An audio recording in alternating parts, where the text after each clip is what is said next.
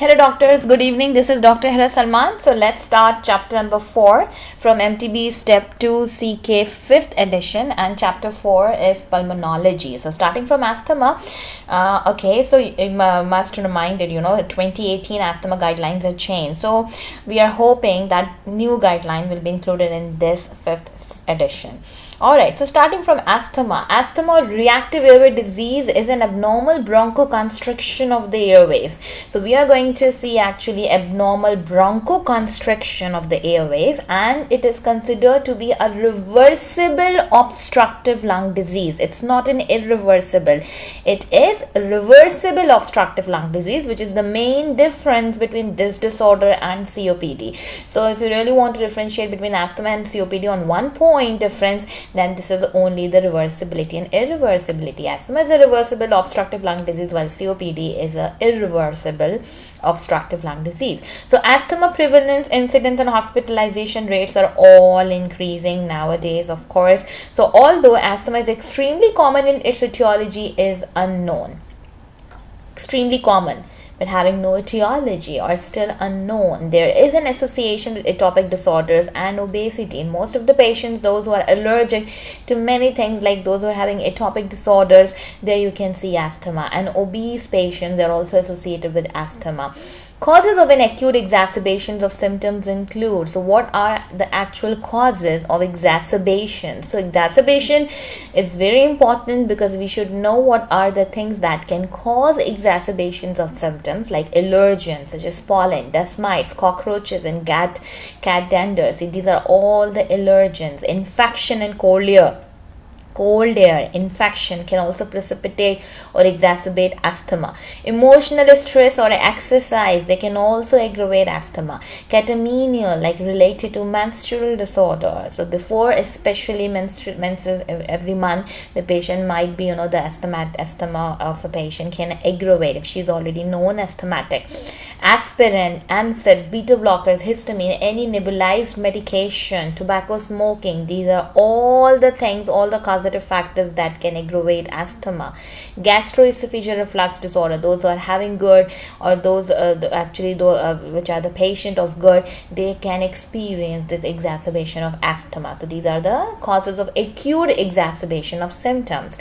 The oral temperature may not be accurately measured in patients breathing fast. Of course, how can you measure, in someone who is having acute and fast breathing? You can't be able to measure oral temperature. Mouth breathing cools the thermometer. If the patient is, ventilating from mouth, especially breathing from mouth, then of course mouth breathing cools the thermometer. You are not going to get the exact result. The clear presence of wheezing. Now asthma presentation. So on presentation, the clear presence of wheezing, you are going to hear wheeze with an acute onset of shortness of breath. The patient must be experiencing SOB. There must be a cough. There must be chest tightness. Make a what is the most likely diagnosis. So if someone is presenting with acute shortness of breath, he's having cough, chest tightness is there, and clear presence of wheeze. So if these four things are there, then you can say this is a asthma attack, or this is an asthmatic patient. So what is the most likely diagnosis? Question unlikely. Increased sputum production is common, although a fever is not always present. You may find this is sputum production, but fever is not always present in these conditions, these patients. Which of the following is most likely to be associated with found in this patient? Now what are the other things that you are going to see in combination with asthma, or they're likely to be associated or found in this patient, the one who is having this acute attack of asthma? So symptoms worse at night. Most of the time asthma is getting worse at night. If there is nasal polyp, or if there is sensitivity to aspirin, the likelihood, these are the things that can be associated with asthma. Like sensitivity to aspirin, those who are having sensitivity, they usually have asthma. Nasal polyps, those who are having polyps, they may come up with this asthma. Eczema or atopic dermatitis on physical examination, the one who is having asthma might be having eczema and atopic dermatitis as well. Increased length of expiratory phase of respiration. Most of the time in asthmatic patient, you are going to see this increase increased length of expiratory phase. There is increased use of accessory respiratory muscle, for example intercostal muscle. So you're going to see the patient who are having asthma, they actually use their accessory respiratory muscles, right? Then the answers to the best initial test question in asthma is based on the severity of presentation. So depending upon the severity of the patient, you can choose the best initial test. For example, tip for us here is make sure you can identify the sound of wheezing. This is a good multimedia question, but for your prometric examination, they are not going to play an audio of wheeze for you, but you should know how to check and what is the discriminating feature of the sound of wheeze. Now, diagnostic test. The best initial test is an acute exacerbation. Now, if you're considering this acute exacerbation attack of asthma, then the best initial test, we are having this peak expiratory flow, that is PEF, or arterial blood gases. So ABGs and peak expiratory flow rate, these are the two best initial tests if the patient is presenting with acute exacerbating attack, right? Peak flow can be used by the patient to determine function. So peak flow can be used by the patient to determine function as well. Chest X-ray is most often normal in asthma, but it's not like that you're not going to offer this chest X-ray. Of course, you're going to perform this chest X-ray. It may show hyperinflation, but most of the time in asthmatic patient, the chest X-ray findings are normal. But you can always rule out infection. You can always check that there is like some hyperinflation in the chest. So that is a clue for you. Now, chest X-ray is used to why we are using chest X-ray. We can exclude pneumonia as a cause of exacerbation. Of course, if there is pneumonia in a patient, that can actually exacerbate this asthmatic attack. So there you can exclude that pneumonia on the basis of chest X-ray, or exclude other diseases such as pneumothorax or congestive heart failure in cases that are not clear. So if the case is not clear to you, like the patient is having congestive heart failure, the patient is having pneumothorax, it's always better to perform this chest X-ray, because chest X-ray will going to help you in ruling out this pneumothorax and CHF and of course pneumonia. So asthma can present exclusively as a cough. Sometimes cough variant, just having cough in a patient. There is nothing relevant other findings. So asthma can present exclusively as a cough. So you should keep this in your mind. The most accurate diagnostic test is pulmonary function testing. So PFTs are considered to be the most accurate diagnostic test. Spirometry will show a decrease in the ratio of forced expiratory volume in 1 second to forced vital capacity. If you are considering the ratio, if you are doing the ratio of forced expiratory volume in 1 second to the forced vital capacity, then that ratio you are going to see that is actually decrease.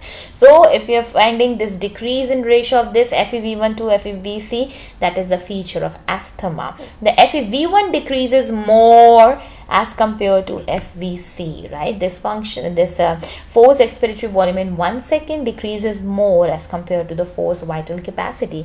So you need to remember best initial one. Best initial one is always this peak expiratory flow rate and ABGs. Chest X-ray you will do, but that is not considered to be a best initial. That is all initial test, right? Then we can say the most accurate diagnostic test is pulmonary function testing, right? And spirometry will show you a decrease in forced expiratory volume to forced vital capacity ratio, and just remember that forced expiratory volume decreases more as compared to forced vital capacity. So this is the whole trauma assessment algorithm. Trauma and ABC assessment algorithm. Okay, but that algorithm is 4.1. Alright, just have a look on this. See, this is the total lung capacity. Total lung capacity, vital capacity. Vital capacity is like this. This is the reserve volume. This is inspiratory reserve volume. This is inspiratory capacity. So, tidal volume is the one that the patient is inhaling and exhaling on each, breath. So, during each breath, the amount of air which we are breathing or inhaling in and out, that is our especially tidal volume. So now coming towards this resting tidal volume. This is the resting tidal volume. This is forced residual capacity. This is expiration. This is inspiration. Okay, this is total lung capacity we are having, and this is especially especially vital capacity. So division is like vital capacity is 80% and residual volume is 20%. Then functional residual capacity is 40% and inspiratory capacity 60%. This is inspiratory reserve volume, this is tidal volume, this is expiratory reserve volume, and this is residual volume. So if you just calculate all of them, that it will become 100%. Alright, so what actually we are seeing that most of the time, if we are considering, say for example, if residual volume is increased, then what will happen? The amount of tidal volume will be decreased, and in some infiltrative diseases of the lungs, there you can see the air trapped inside the bronchial tree, then there you will find more residual volume. So tidal volume is the one that each time that the patient is actually breathing in and out, and this inspiratory reserve volume is actually responsible to keep the alveoli open all the time. And expiratory reserve volume, after expiration, whatever the amount of air is inside, then that is the expiratory reserve volume. So this is, now capacities are actually the combination of volumes, right? Combination of volume make the capacity. So methacholine, this is only just for you to remember that these are the things which we are considering, and total lung capacity means total when you are calculating all the volume plus capacities, all the capacities together and all the volume together, that will give you a clue for the total lung capacity. So it should be 5.9 to 6.1 liters of air. Now, methacholine challenge testing has 1 to 2% risk of inducing status asthmaticus. See, this methacholine challenge testing has 1 to 2 risk of inducing status asthmaticus. Now, we are actually testing it with the help of this methacholine, and that's a challenge test. But this challenge test has a risk of inducing status asthmaticus in about 1 to 2%. The chances are there that because of using this challenge test, you can induce asthmaticus in your patient. A 15-year-old boy comes to the office because of occasional shortness of breath every few weeks. Currently, he feels well. He uses no medications and denies any other medical problems. Physical examination reveals a pulse of 70 beats per minute and respiratory rate of 12 per minute. Chest examination is normal. Which of the following is the single most accurate diagnostic test at this time? So, he is 15 years old and he is having occasional shortness of breath every few weeks. Right now, he is not having anything. He is comfortable, right? Chest examination is normal and currently he feels well. He uses no medication. So if you want to see that this is either a case of asthma or not, how you are going to check? So if the patient is asymptomatic right now, but he is a case of asthma, you should always confirm with the help of this 20% increase, 20% more than 20% decrease in forced expiratory volume in 1 second with use of methacholine, because methacholine we are actually using in those patients, those who are having those who are actually asymptomatic right now, but they have asthma, right? So when a patient is currently asymptomatic, it is less likely to find an increase in forced expiratory volume in 1 second with the use of short-acting bronchodilators like albuterol. So, if the patient is asymptomatic, it is less likely to find an increase in FEV1. FEV1 is not going to be increased with the use of short-acting bronchodilator. Like once you are using albuterol, FEV1 should be increased. But if the patient is asymptomatic, it's less likely to find an increase in FEV1. Now, this test when the patient is asymptomatic may be falsely negative. When the patient is asymptomatic, the most accurate test of reactive airway disease is a 20% decrease in FEV1 with the use of methacholine or histamine. So it's better not to use albuterol in these patients. Always use methacholine. If your patient is asymptomatic and you want to know whether your patient is asthmatic or not, then use this methacholine or histamine. By introducing this methacholine or histamine, you are going to see there is 20% decrease in forced expiratory volume in 1 second with the use of this methacholine and histamine, and that is going to give you a clue. If the FEV1 is getting down by 20%, it means that the patient is a known case of asthma. No doubt he is asymptomatic right now, but he is a case of asthma. So chest CT, like an X-ray, shows either nothing or hyperinflation. The ABGs and peak expiratory flow are useful during an acute exacerbation. These are the best initial testing for acute exacerbation of asthmatic attack, right? But here the patient is asymptomatic. Here you are not going to get good result of this ABGs and peak expiratory flow rate, and you're not going to get any idea about it, like if the patient is asymptomatic or not. So always consider to use methacholine. That will actually decrease this FEV1 by more than 20%, and thereby giving you a clue that yeah, patient is actually asymptomatic, but he is a known case of asthma.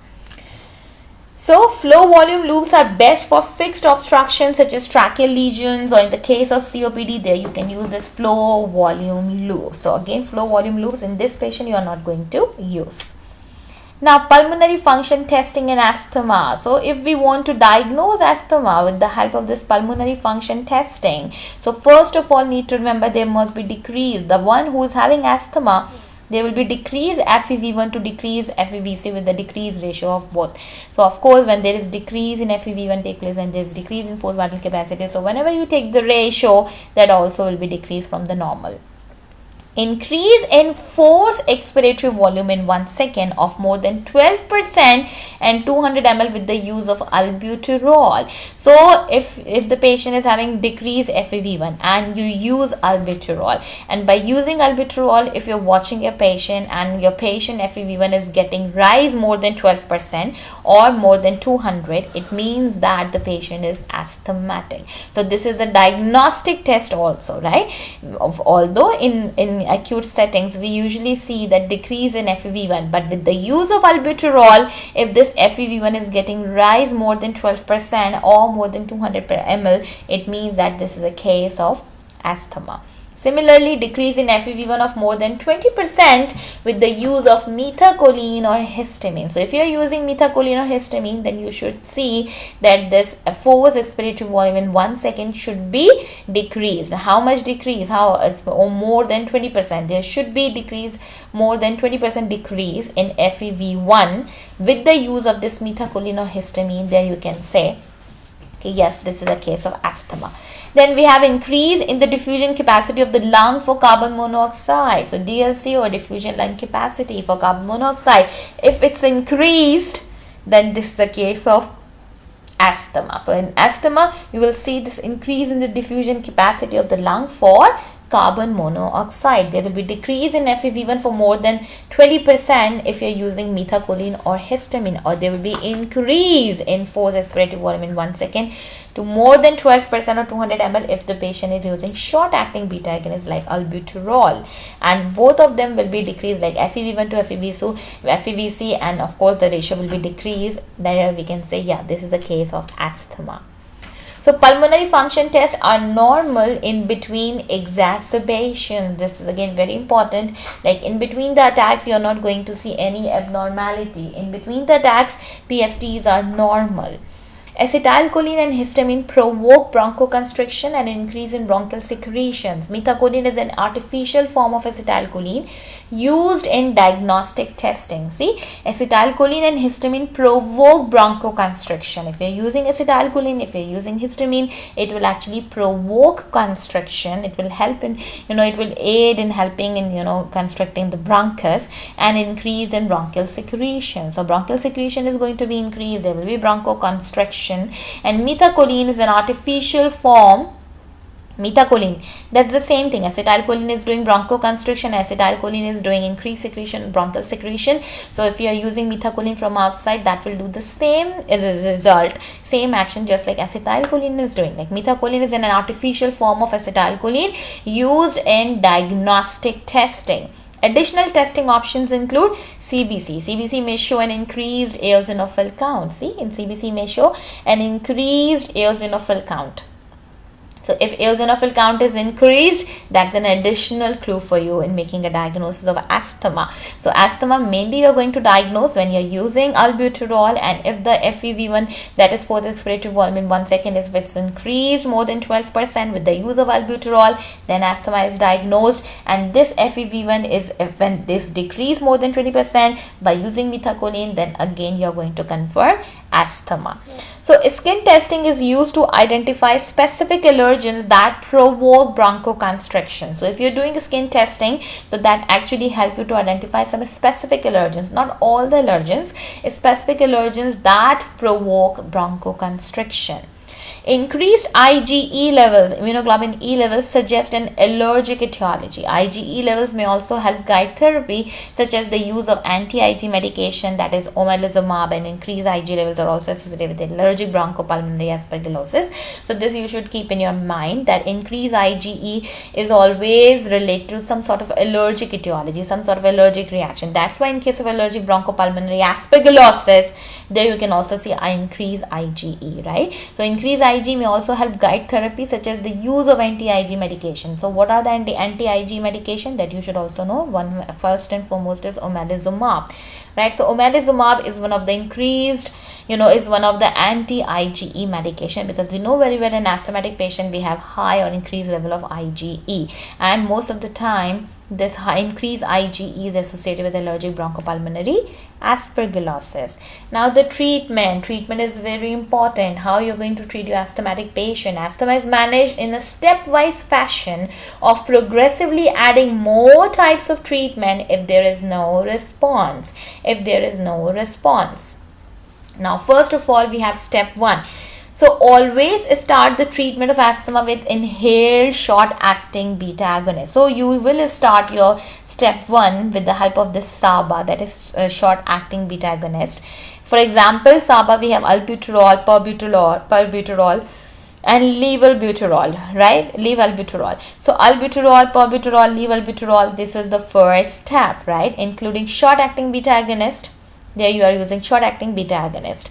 Now for the step 2, see again this asthma guideline is not revised in this 5th edition, because in new guideline we usually give SABA with steroids. In new guideline it's clearly mentioned that you need to give SABA, you need to give short-acting beta agonist with steroids, with low dose inhaled corticosteroid. You will start in the first step. So that's the change only in the new guidelines, not mentioned here. Just make a note of it, that you are going to use inhaled corticosteroid in combination with SABA in a new guideline, as per new guideline.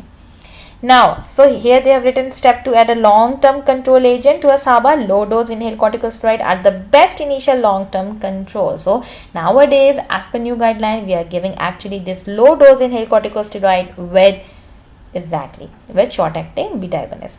So adverse effect of inhaled steroids and dysphonia and oral candidiasis. So these are the adverse effects of inhaled steroid. If someone is using inhaled steroid, then what will happen? There may be a feature of dysphonia in there, or there may be oral candidiasis. So dysphonia and oral candidiasis both are related to inhaled steroid side effects. Now, what are the examples of inhaled corticosteroid? Low-dose inhaled corticosteroid. We have this beclomethasone, budesonide, flunisolide, this fluticasone, and mometasone, and triamcinolone. So these are all the medications which are actually coming under the heading of low-dose inhaled corticosteroids.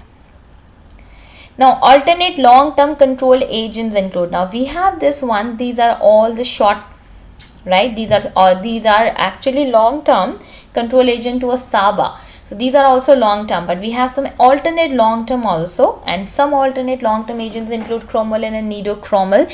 They are actually used to inhibit mast cell mediator release and eosinophil recruitment. So you can use this alternate long-term therapy if there is any contraindication to the usage of this ICS, like inhaled corticosteroid. There we can use this cromolyn and nidokromol. They actually inhibit mast cell mediator release and eosinophil recruitment. So there will be less chances of allergic reaction, because eosinophil count is less, mast cell count is less, histamine heparin will be less formed, itching will be reduced. Now, leukotriene modifiers we are going to use, like montelukast, zafirlukast, or xylitol, best with atopic patient. So you can use this leukotrienes modifier, and these leukotriene modifiers really going to get benefit to those who are having atopic, those who are having some atopic condition, or that patient is actually a patient of atopic patient. So best with the atopic patient, you are going to see this leukotriene modifiers use. Now zafirlukast is hepatotoxic and has been associated with Churg-Strauss syndrome. This box is only a point to ponder here. Zafirlukast is hepatotoxic, it's liver toxic, and has been associated with Churg-Strauss syndrome. We'll see in detail about the Churg-Strauss. Right now, just remember that zafirlukast is one of the leukotriene modifiers, and this is hepatotoxic, but this live zafirlukast we have to use because this is purely associated with Churg-Strauss syndrome. Now, what about step 3? In 3, add the long-acting beta agonist to SABA and ICS, or increase the dose of ICS. So, you have two options. Either you are going to start LABA with them, that is long-acting beta agonist, or you can increase the dose of inhaled corticosteroids. Two things are there. You can increase the dose of inhaled corticosteroid, or you add a long-acting beta agonist. So LABA medications. Now, what are the LABA medications? What are the long-acting beta agonists? Long-acting beta agonist we have. Yes, we have this. Especially medications are salmeterol or formoterol. So formoterol and salmeterol, these are the LABA medication. Now, next step. Step 4. Increase the dose of the ICS to maximum. In addition to the LABA and SABA, add ipratropium and antimuscarinic agent. So see, what you're going to do in next step, that you need to increase the dose of the inhaled corticosteroid, right? To maximum, you're going to use the increased dose of ICS. Then what you can do, you can combine with this LABA, that is long-acting beta agonist, and SABA also, and you need to add tiotropium and antimuscarinic agent. So that will be a second last step, where we need some more additional therapies. So there we need LABA also, we need inhaled corticosteroid also, we need tiotropium and antimuscarinic agent also. So never use LABA first or alone. Always starting with the short-acting beta and inhaled corticosteroid, and then only you can take your patient towards LABA. Omalizumab may be added to the SABA, LABA and ICS in those who have an increased IgE level. If you're seeing any patient who is having increased IgE levels, then you can use this omalizumab that can be added to SABA, LABA and ICS in those who have an increased IgE level. So you are going to add this omalizumab with the SABA, LABA and inhaled corticosteroids. Now, oral corticosteroids such as prednisone are added when all the other therapies are not sufficient to control symptoms. If symptoms are not controlled by other therapies, then you can only use oral corticosteroids, right? So oral corticosteroids such as prednisone is the most widely used. That can be added when all the other therapies are not sufficient to control symptoms. You can add them, but when all the other therapies not sufficient. Now, what are the adverse effects of systemic corticosteroid? If someone is using systemic corticosteroid, then what are the possible side effects? They should be used as a last resort because of very harsh and adverse effects such as. So keep it as a last resort, and you need to heard especially this harsh adverse effects such as high dose inhaled steroids rarely. These are the adverse effect of systemic corticosteroid. You are going to see or heard high dose inhaled steroids rarely leads to the adverse effects and associated with prednisone. So these are only the points to ponder. Whatever is written inside the box is actually point to ponder for all of us, that we just need to memorize it learn by heart. So high dose inhaled steroid really lead to the adverse effect. You're not going to see any adverse effect with the use of this high dose inhaled steroid, but so especially with prednisone, if there is any high dose inhaled steroid of prednisone is there, it can really lead to the adverse effect. So what are the adverse effects of systemic steroid? If someone is using systemic steroid, then what are the adverse effects? It can cause osteoporosis, it can cause cataract, the systemic corticosteroid, adrenal suppression and fat redistribution. So adrenal suppression and fat redistribution, these are also the adverse effects of systemic steroid. Hyperlipidemia, hyperglycemia, acne, hirsutism, particularly in women, thinning of skin, stria, easy bruising. These are all the side effects of corticosteroid. You should make a note of it, like osteoporosis, cataract, fat redistribution, adrenal suppression, hyperlipidemia, hyperglycemia, acne, hirsutism, thinning of the skin, stria, easy bruising. All are the features of all are the adverse effects of systemic corticosteroid. Now, chronic prednisone use has many adverse effects. If someone is using chronic prednisone, that is actually having many adverse effects. As described previously, use the following agents to avoid steroid therapy in patient on SABA, LABA, inhaled steroid leukotriene modifiers, and theophylline. So, chronic prednisone use has many adverse effects, that is clear. As described previously, use the following agents to avoid steroid therapy. If you want to avoid steroid therapy,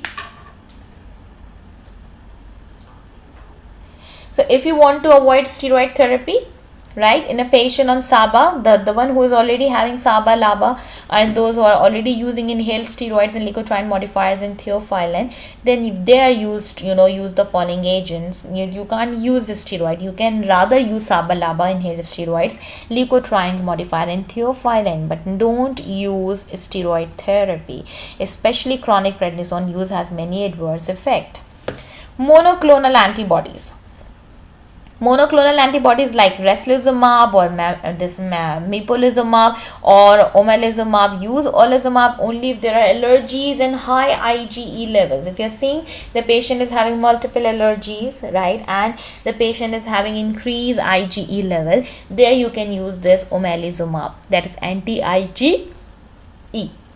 Other than that, we have this monoclonal antibodies, reslizumab, that is anti-interleukin 5, and mepolizumab, that is anti-interleukin 5 again. Then we have bronchial thermoplasty. Bronchial thermoplasty, use of a heater probe to remove constrictor muscle from around bronchi.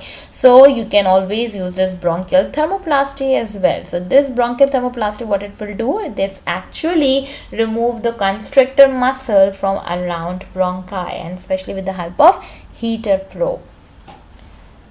All right.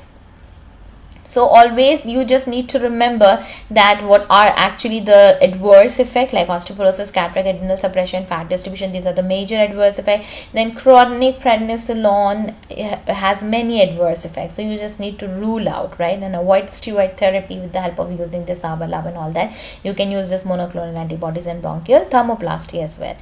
Now we are coming towards anticholinergics. Anticholinergics, we have ipratropium, tiotropium, are used in asthma management if SABA, LABA inhaled steroids are not sufficient. So if they are not sufficient, SABA, LABA and inhaled steroid, then only you can take anticholinergics with you. Anticholinergic agents will dilate bronchi and decrease secretion, and they are very effective in COPD.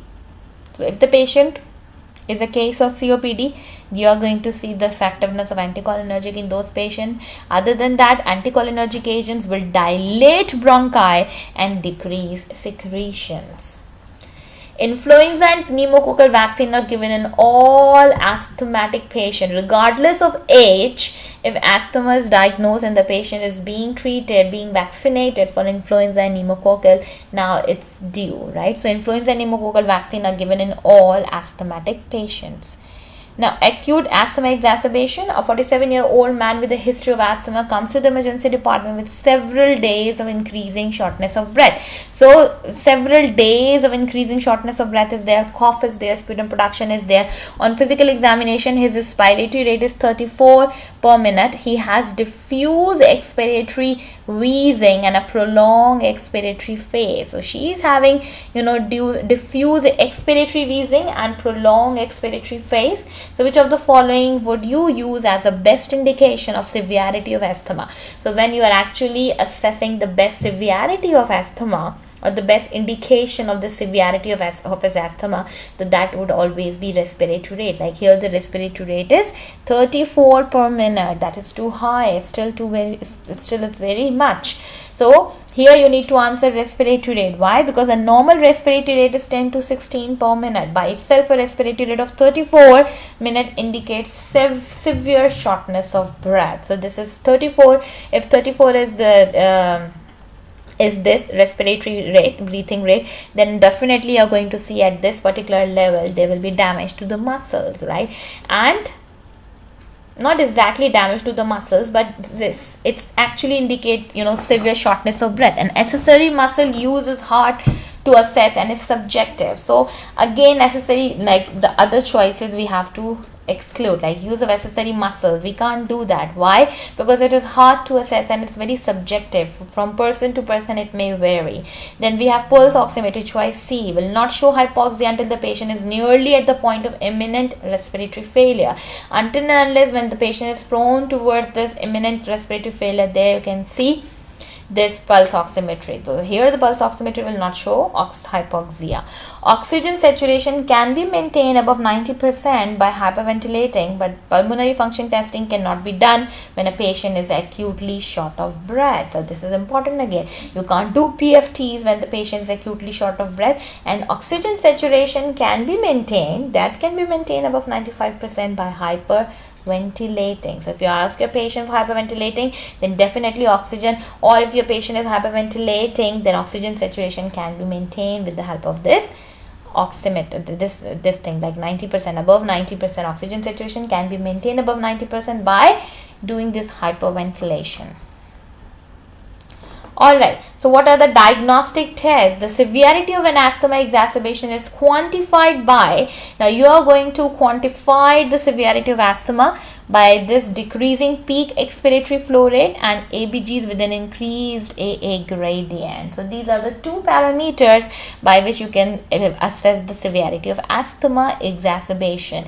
First one is decreased peak expiratory flow rate, and second one is ABGs with an increased AA gradient. So AA gradient is increased, is in combination with this, especially in ABGs.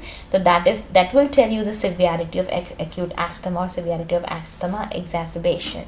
So the peak expiratory flow rate is an approximation of the forced vital capacity. There is no precise normal value. It is based predominantly on height and age and not on weight. The peak expiratory flow is used in acute assessment by seeing how much difference there is from the patient's usual peak expiratory flow when the patient is stable. So there is a comparison. The peak expiratory flow is used in acute assessment by seeing how much difference there is from the patient's usual PEF when the patient is stable. So when the patient is stable, how much is the difference especially in these pulmonary expiratory flow rate. For that, you can use this PEF. In extremely severe asthma, wheezing stems from loss of air movement. Now, this is the pathophysiology. What is happening when there is extremely severe asthma? When there is extremely severe asthma, you are going to hear wheezes stem from loss of air movement. Now, chest X-ray is used to see if there is an infection leading to exacerbation. In addition, asthma predisposes to pneumothorax. So, chest X-ray we will do definitely, but that's only going to discriminate whether there is infection which is the leading cause of exacerbation, or there may be any asthma predisposes to pneumothorax. Now, what treatment you are going to give to your patient? If the patient is having this acute exacerbating attack, then you need to give him oxygen, albuterol, short-acting beta agonist, steroids, and then ipratropium. So these are in the order. You must know the order. Oxygen, then you will provide albuterol, then you will provide, you will give it steroids, and then finally you have ipratropium in your hand. Magnesium helps relieve bronchospasm. Magnesium is used only in acute settings. We use magnesium in acute settings, right? And magnesium is used only in acute severe asthma exacerbation, not responsive to several rounds of albuterol while waiting for steroids to take effect. So if we are waiting for this effect of steroid, at that particular time you can see that severe asthma exacerbation not responding to several rounds of albuterol. It's not going to be there is no response of using this albuterol, then only you can say that, oh, okay, while waiting for steroid to take effect, so that at that particular time you can give magnesium, because magnesium is only in acute setting. In the case of severe asthma, those especially in exacerbating attack, there you can use magnesium. That will definitely going to help bronchospasm. So the best initial therapy is oxygen combined with inhaled short-acting beta agonist. Now see, now here it's very important. The best initial therapy, here you are going to give oxygen in combination with inhaled short-acting beta agonist such as albuterol, and you are going to give bolus of steroids. This is the change, right? The best initial therapy especially is oxygen combined with inhaled short-acting steroids like albuterol and bolus of steroids. And corticosteroid need 4 to 6 hours to begin to work, so give them right away. Don't waste your time. Once your culture and sensitivity result in your hand, final, that at that point you can change the antibiotic or whatever medication you want to change. So see, corticosteroid need 4 to 6 hours to begin to work, so it will take time. Steroids will take time. So in the meanwhile, when steroids are taking time to be effective, you can use magnesium, right? And epinephrine injections are no more effective than albuterol. So you are giving albuterol and you are giving epinephrine means the same thing, because epinephrine injections are no more effective than albuterol and have more adverse systemic effects. Ipratropium should be used but does not work as rapidly as albuterol. You can use ipratropium, but that is not going to help you at all because it's not working as rapidly as albuterol. Epinephrine is rarely used and only as a drug of last resort. So if someone is asking you what's the last resort for asthmatic patient, then you can say epinephrine. Epinephrine is the last resort. Magnesium has some modest effect of bronchodilation, but magnesium is not as effective as albuterol and ipratropium and steroid, but it does not help. So the following are not effective in acute exacerbation. The things which you are not going to give in acute exacerbations are theophylline, cromolyn, nidocromel, leukotriene modifiers, omalizumab, and labas. So these are not effective in acute exacerbations. If the patient does not respond to oxygen, albuterol and steroids or develop respiratory acidosis, that is increased partial pressure of carbon dioxide, the patient may have to undergo endotracheal intubation and for mechanical ventilation, and these patients should be placed in the ICU setting, of course. So if the patient does not respond, your patient is not responding by providing oxygen, is not responding by giving albuterol or by giving steroids, or your patient develops respiratory acidosis, and in acidosis definitely you are going to see increased partial pressure of carbon dioxide, then the patient may have to undergo, these are all the indications for endotracheal intubation, especially for mechanical ventilation. These patients should be placed in ICU setting. Alright, now let's start this chronic obstructive pulmonary disease. Just 1 minute.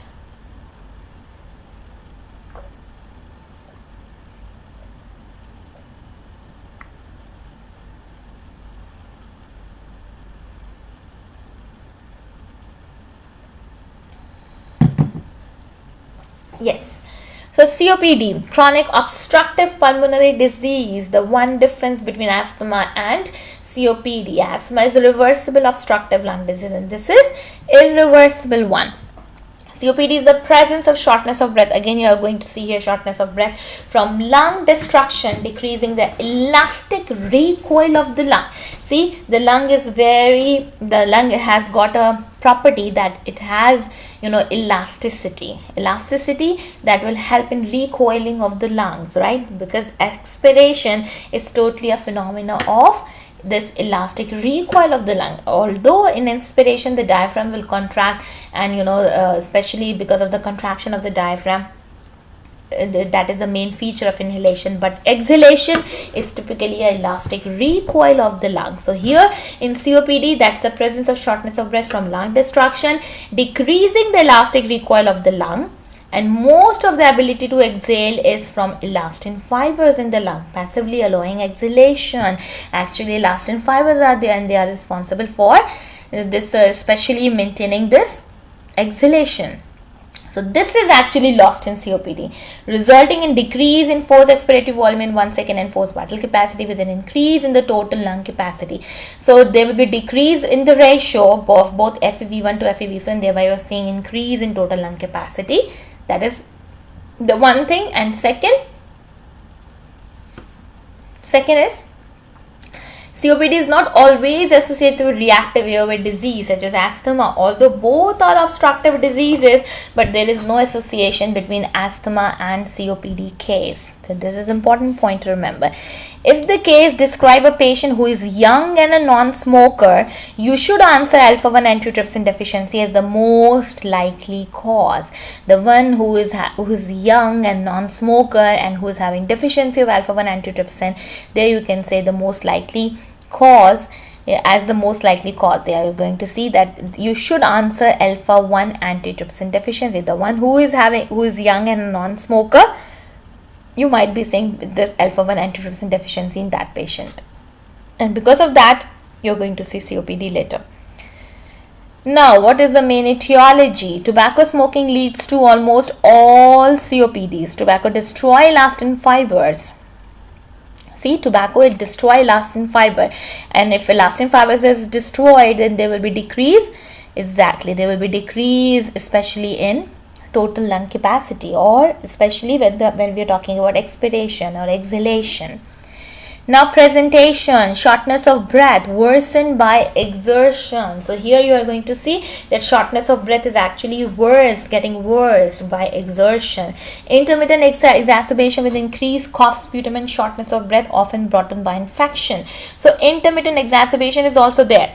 Intermittent exacerbation with increased cough. So these are all the presentation. The patient is having increased cough, increased sputum, shortness of breath, often brought on by infection. So infection is the one which is responsible for increasing cough, sputum and SOB, and this is the main for intermittent exacerbation of COPD, main presenting feature.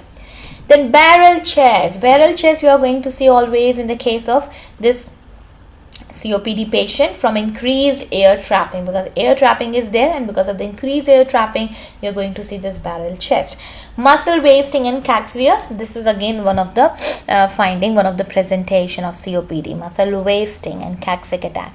So how you are going to diagnose your patient? First of all, the best initial test, not the initial one only, the best initial test is chest x-ray, especially an increased anterior-posterior diameter, that is AP diameter, and air trapping and flattened diameter. So if AP diameter is increased, air trapping and flattened diaphragm, these are the best initial tests to chest test, especially these are the best initial one, and you are going to see these findings on chest x-ray. First is increase in AP diameter, and second is air trapping and flattened diaphragm.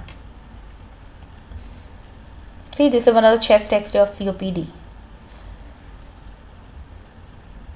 The most accurate diagnostic test is pulmonary function testing. So decrease forced expiratory volume in 1 second. If it's decreased like less than 80% predicted, and decrease photo vital capacity, that is decrease FEV1 to FEVC ratio under 70%.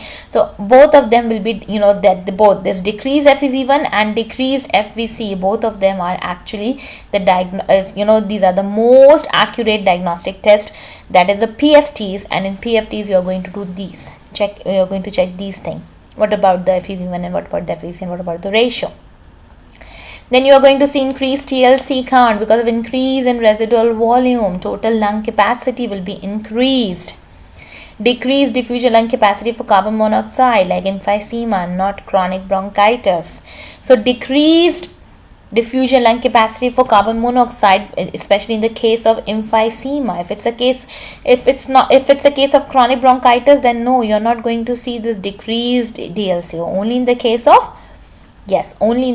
COPD, and especially which type of COPD? Emphysema, because emphysema and chronic bronchitis both are included under the heading of this COPD. But you need to remember that decreased diffusion lung capacity for carbon monoxide is especially associated with emphysema. Incomplete improvement with albuterol and little or no worsening with methacholine. So incomplete improvement, if you're giving albuterol to these patients, they actually don't work on it. It only work on it during Exactly, during acute attack. Little or no worsening with methacholine. With methacholine, if you're not going to see anything worst, then you can say this is the most accurate diagnostic test for full term. This is especially the most important. Exactly. So the most important one for COPD which we need to remember is pulmonary function testing. In pulmonary function testing, we will follow these one, like decrease FEV1, decrease FEVC. Of course, when both of them are decreased, the ratio will be under 70, and there will be total lung capacity which is going to be increased, right, because of increase in residual volume. Diffuse lung capacity for carbon monoxide will be decreased. There will be incomplete improvement with when you are giving albuterol, the patient is not going to be improved at all. Or if you're giving methacholine, then especially by giving methacholine, there will be little or no worsening. So these are all the features under pulmonary function testing, which are help you in making the diagnosis of COPD. Now, reversibility with inhaled bronchodilator. Reversibility with inhaled bronchodilator. Patients with COPD have a broad range of response to inhaled bronchodilator, such as this one, albuterol. This range from no reversibility to complete reversibility. About 50% will have some degree of response, like some degree of response you're going to see, and no reversibility to complete reversibility can be there. So about 50% will have some degree of response, like full reversibility in response to bronchodilator. When you use bronchodilator, full reversibility will take place, and defined as greater than 12% or more than 200 ml increase in forced expiratory volume in 1 second. This usually we did this before, right? Then plethysmography will show an increase in residual volume. So first thing, this one. That is, you are going to see reversibility or complete reversibility with about 50%. Those who are having, a response to bronchodilators, full reversibility in response to bronchodilators, which is defined as greater than 12% or 200 ml increase in forced expiratory volume in 1 second. Now, plethysmography will show an increase in residual volume. That is also a test for us. Then we have ABGs. ABGs, acute exacerbation of COPD, are associated with increased partial pressure of carbon dioxide and hypoxia. See, acute exacerbation of COPD. COPD, when acutely exacerbate, it is associated with increased partial pressure of carbon dioxide, and hypoxia is also there. Respiratory acidosis may be present if there is insufficient metabolic compensation and the bicarb level will be elevated to compensate. So, respiratory acidosis, we can find respiratory acidosis in these patients because of insufficient metabolic compensation or because of bicarbonate level, which is actually going to be elevated for the compensation. So, bicarb level for the compensation and insufficient metabolic compensation, both these things can result in respiratory acidosis. In between exacerbation, not all those with COPD will retain carbon dioxide. That is again very important. In between exacerbating attacks, not all those with COPD will retain carbon monoxide when there is, especially in between exacerbations. So on CBC may have an increase in hematocrit from chronic hypoxia. Especially if you are considering CBC, there you can see increase in hematocrit from chronic hypoxia is associated. Or if you're doing EKG, then what are the features in EKG you're going to use? Once you are using oxygen, right, then what you will see. This is only a point to ponder. Box is always point to ponder. It has nothing related to the, what is talking about here. It's just a point to ponder for you to memorize it. So, if you use oxygen, this is not about EKG. It's just a general point to ponder that when you use oxygen, the partial pressure of carbon dioxide will drop. Partial pressure of oxygen will drop down. And oxygen saturation will be maintained up to 88%, and partial pressure of oxygen will be lowering like less than 555 you are going to see. With pulmonary hypertension, high hematocrit or cardiomyopathy. So these are the reason of this pulmonary hypertension and high hematocrit and cardiomyopathy. So you will see that partial pressure of oxygen, if it's less than 60, and oxygen saturation if it's less than or equal to 90%. So these are also a feature of oxygen use, right? With pulmonary hypertension, high hematocrit or cardiomyopathy. Now coming back towards the topic that we are doing actually we are doing reversibility with inhaled bronchodilators, and We are using now CBC. So we are done with this ABGs. We will see respiratory acidosis if there is insufficient metabolic compensation, and bicarb level will be elevated to compensate, right? And in between exacerbation, not all those with COPD will retain carbon dioxide. That is the important point to remember. Then on CBC point of view, may have an increase in hematocrit, like in the case of chronic hypoxia, and especially in EKG, we will see that right atrial hypertrophy and right ventricular hypertrophy. So right atrial hypertrophy is also there, and right ventricular hypertrophy, atria and ventricle both will be hypertrophied. Atrial fibrillation or multifocal atrial tachycardia you are going to observe. So fibrillation plus this multifocal atrial tachycardia, these are also the findings in EKG. Now what you are going to see on echocardiography? On echocardiography, there is right atrial and right ventricular hypertrophy. It's the same thing, but pulmonary hypertension is obvious in the case of echocardiography. You're going to see pulmonary hypertension on echo. Now treatment, whatever the treatment you are giving, that will actually, first treatment will improve mortality and delays the progression of the disease. So for improving mortality and for delaying progression of disease, we have first of all smoking cessation advice. Then oxygen therapy for those who are having partial pressure of oxygen 55 less than 55 and saturation less than 88 up to or less than 88. These are the main indications for oxygen therapy. And mortality benefit is directly proportional to the number of hours that the oxygen is used. So mortality benefit is directly proportional to the number of hours that the oxygen is used. So it's an emergency situation. Influenza and pneumococcal vaccination you are going to give. Now, definitely improve symptoms but does not decrease disease progression or mortality. Though there are some specific, medications that will definitely improve symptoms but does not decrease disease progression or mortality.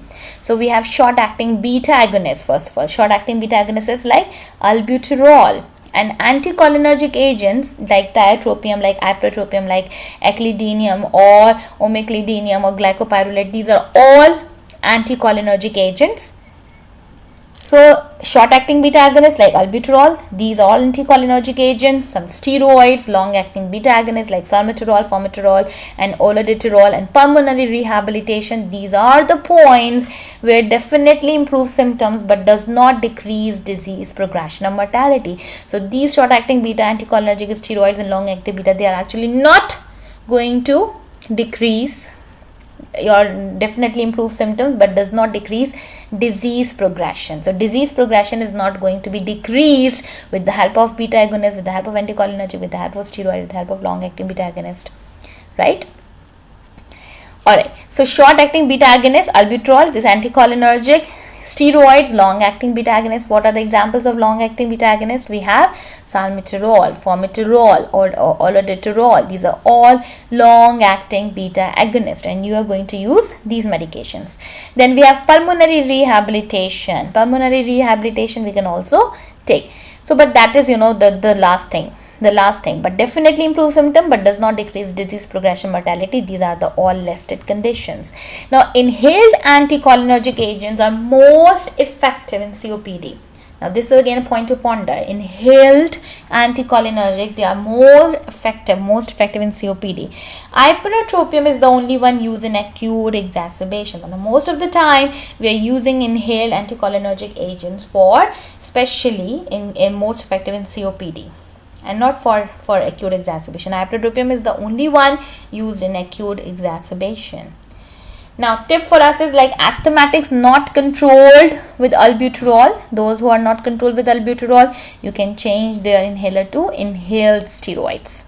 So, those who are not controlled with albuterol, now going to change with, you are going to introduce inhaled steroids. COPD not controlled with albuterol. Now, if the COPD is not controlled with albuterol, then you can use anticholinergic. For example, you are going to use tiotropium and inhaled steroid. So later you will add inhaled steroid, but in asthmatics, first you are going to use inhaled steroid after albuterol given, and in COPD, first you give albuterol and then you give anticholinergic and then you give inhaled steroid. So again, inhaled and albuterol will come up, but in different orders, right? So first order will be albuterol, then anticholinergics, and then inhaled steroids.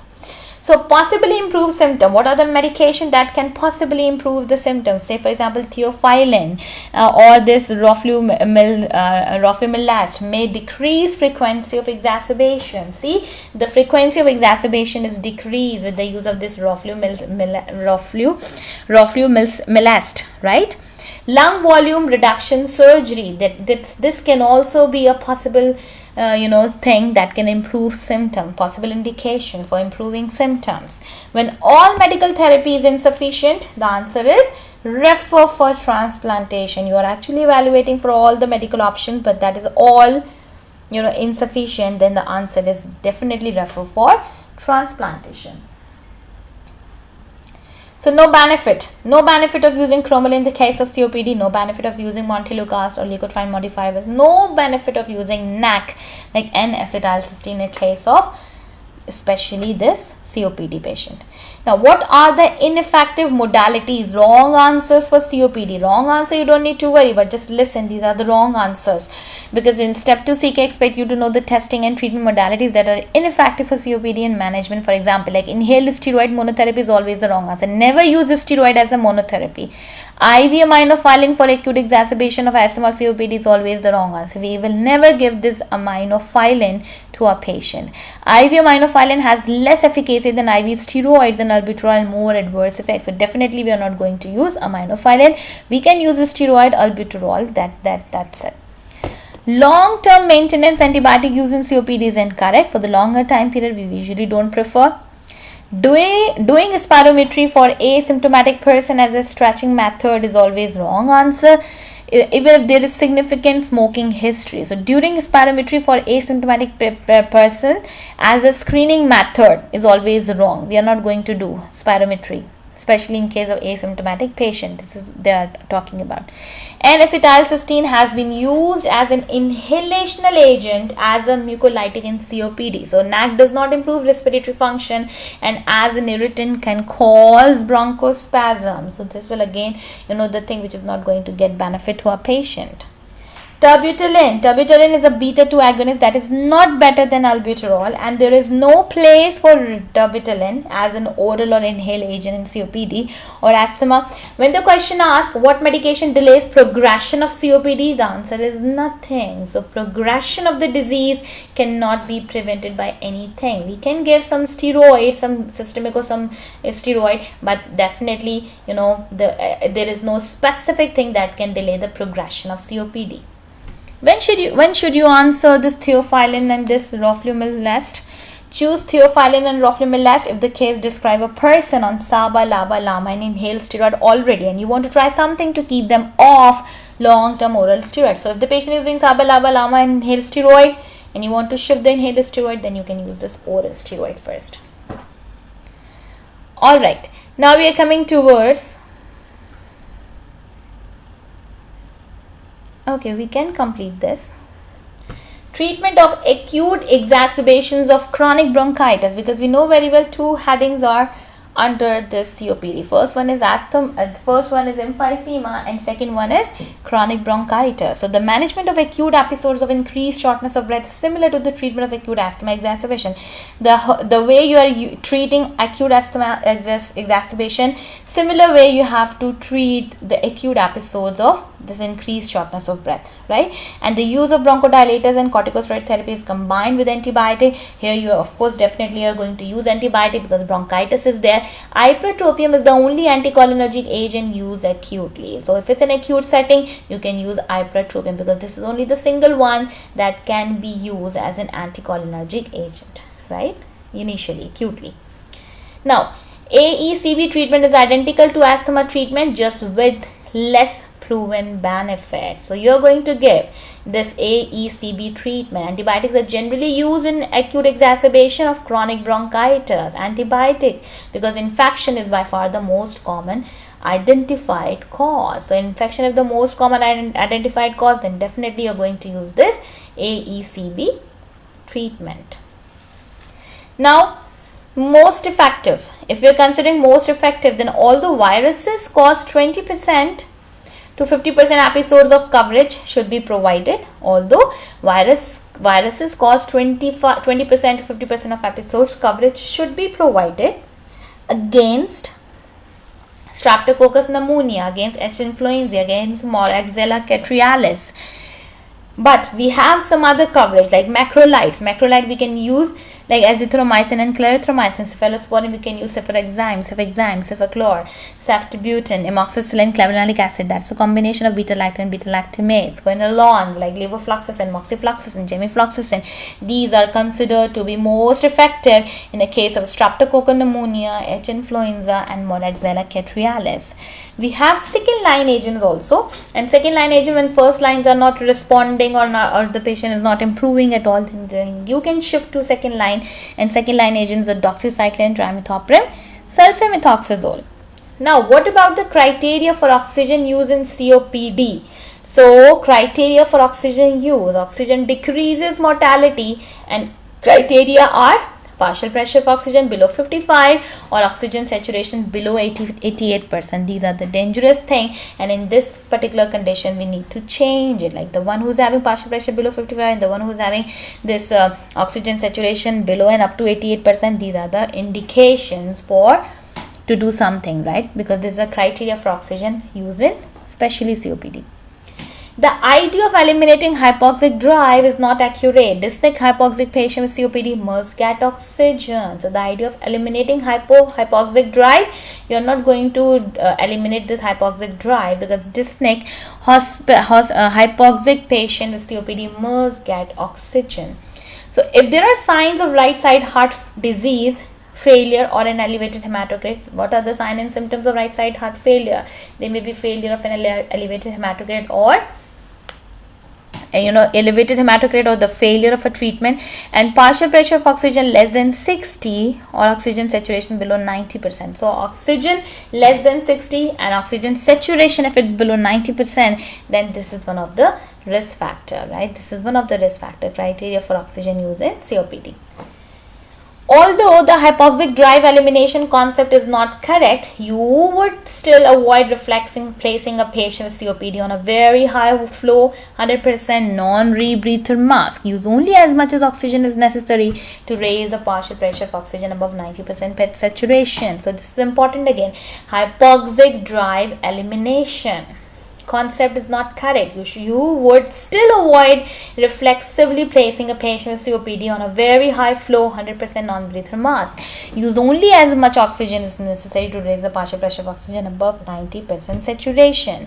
Now we are coming towards the summary of long-acting beta agonists, that is LABAs, and long-acting muscarinic agents like LAMAs in COPD. So we have LAMAs and we have LABAs. LABAs we have salmeterol, formoterol, arformoterol, indacterol, vilanterol, oladeterol, and in LAMAs, that's long-acting muscarinic agents, we have tiotropium, ipratropium, omeclidinium, eclidinium, glycopyrrolate. So these are all the long-acting muscarinic agents. So never use LABAs alone. This we did before also. Always combine. You need to give inhaled steroid together, or ipratropium is the antimuscarinic antagonist for acute exacerbation of asthma and COPD. If there is an acute exacerbation, you can use ipratropium, antimuscarinic antagonist.